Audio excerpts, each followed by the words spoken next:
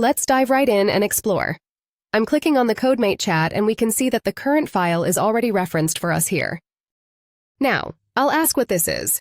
It will explain how the file is used and provide its use cases. Let's check it out.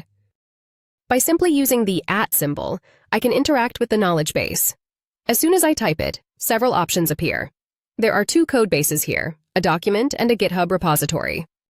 I'm going to reference the current code base and ask what it is.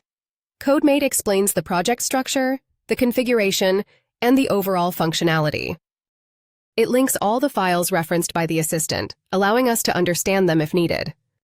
Next, let's explore the groundbreaking feature of CodeMate, the knowledge base in more depth. On the left-hand side, there's a Manage Knowledge Base button that we'll click. Clicking it reveals options to import the current code base, including specific files, subfolders, or the entire folder if necessary. We can import content from the web, adding URLs, documentation, or anything available online.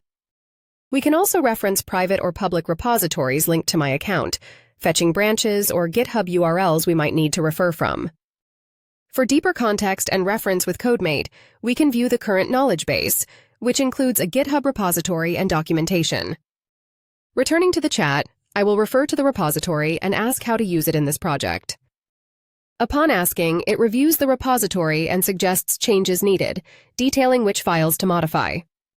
This feature allows interaction with multiple GitHub repositories, referencing specific segments or features. Next, I reference a document, like the Flask documentation. When creating a Flask project, it refers to the uploaded documentation to suggest necessary changes. It provides detailed suggestions, helping me understand what to do in a well-structured manner. That's the overview of the code bases.